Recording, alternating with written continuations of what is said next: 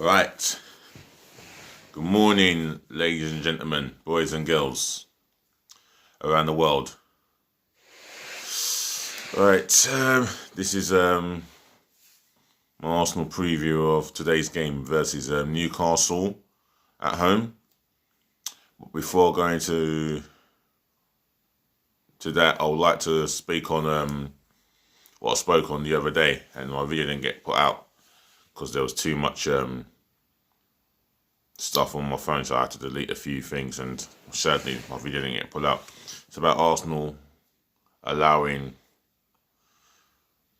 you could say it's about Arsenal allowing Hakim Ziyech to go to Chelsea when we had enough time to sort it out, find the money. Well, not even find the money.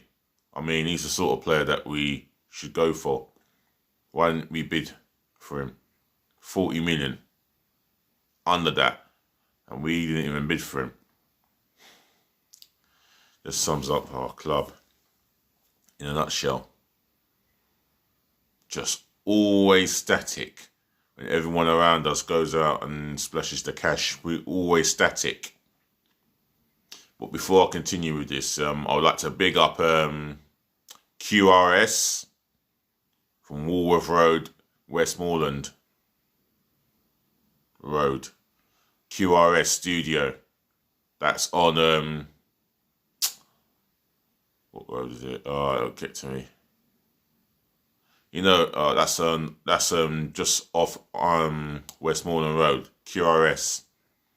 And the next big up I want to give to is Slay Productions. Yeah, keep doing your thing. Your work is growing big, and keep doing your thing, man. All love. There. Other than that, let's go back into Arsenal and the bid for Ziyech. Excuse me, let me just move this about. Every time tamper this thing. There you go. Right. Yeah. He was on our radar. He was a player that we were looking at as a successor to Mesut Ozil. But he's likely to sign for Chelsea. Freaking hell. And this is it with our club, Always static to signings. Always statics. I don't know why. But that's it. That sums us up. Otherwise, we just have to look at Jack Grealish or James Maddison. Someone to come in and replace Mesut Ozil, should I say. Either one of the two are the direct successors to Mesut Ozil. They're direct. Well, I say more Grealish is direct. He takes players on, he beats them. He threads key passes, and in a way, you could say that he's kept Aston Villa above the relegation zone, because he has been completely magnificent all season. All season. Even when he played at the Emirates against us, he was their standout performer, their best player, without a doubt, hands down. He was absolutely on point. He was a big problem. On point, and when he got the ball, he was so confident of hurting us, and hurt us he did, because he got an assist that game. But even though we still won, but he got an assist that game. And that's the game that Aubameyang got us out of jail. Let's be honest, we weren't getting 3 points until until Aubameyang found the magic to get us out of jail. Other than that, apart from that, Pablo Mari, I've heard that he's possibly not fit for his debut, so it's going to be kind of interesting to see who starts in the back four. And I'm going to be coming onto the back four because I'm going to pick my 1 to 11 and my preferred formation. I'm going to go with my own personal formation and my own starting 11.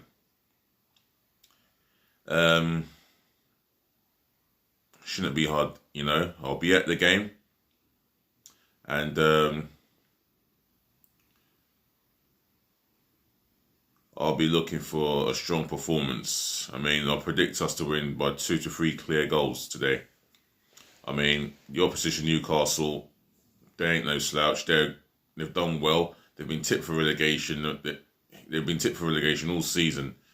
However, they're very well organised defensively. So, you know, we're going to have to be quite patient in when we attack and pick the right passes, you know.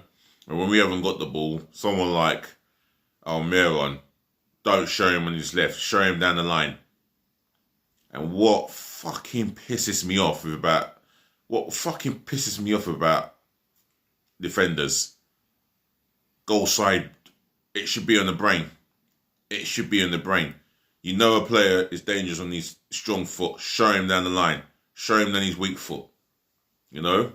Don't let him come onto his strong foot and get as tight as you can. And someone like Almiron, if he's on the wing, drifting to his left, it shouldn't happen. Show him on his weak foot.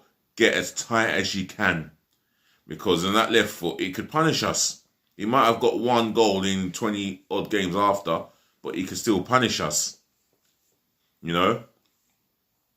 And today, there's a possibility that the game could be called off because of Storm Dennis. Now, Storm Dennis is happening up and down the country as we speak. And there's been severe warnings. So, on that front, we hope our game don't get called off. It's not that it'll save me more money, but it's something for me that I want to do to get out of the fat. Other than that, I look forward to the game against Newcastle, and we could do with a win. We could do with a win. And without further ado, let me go on to my starting 11. In goal, the best goalkeeper in the Premier League, or one of the best goalkeepers in the Premier League. He's made more saves than any goalkeeper in the Premier League, and he deserves to be branded as one of the best goalkeepers in the Premier League. I'm going to go with Bernd Leno. It's a no-brainer. I mean, one thing with Bernd Leno, he's still got the Emery mindset in his brain. Just get the ball and go long at all times. Just don't muck about. Don't wait for the 2 centre-halves to split before you decide to pick a pass. No, it's putting us into trouble time and time again. Just get the ball and go long. Don't take too long with the goal kicks or with a clearance. I know you're confident in what you do with the ball at your feet, but you've got to go long. So for me, Bernd Leno starts. Right back. I'm going to go with Hector Bellerin. I mean, he's played 3 games in the week, but he's had a break. Like every Arsenal player have had a break. And he's given me 7 out of 10 performances. So I'm going to go with Bernd Leno in goal. I mean, Bellerin at right back. Starting at centre half. Oh, this is going to be interesting. I never thought I'd put his name into my lips. Shkodran Mustafi will start today. I think he will start.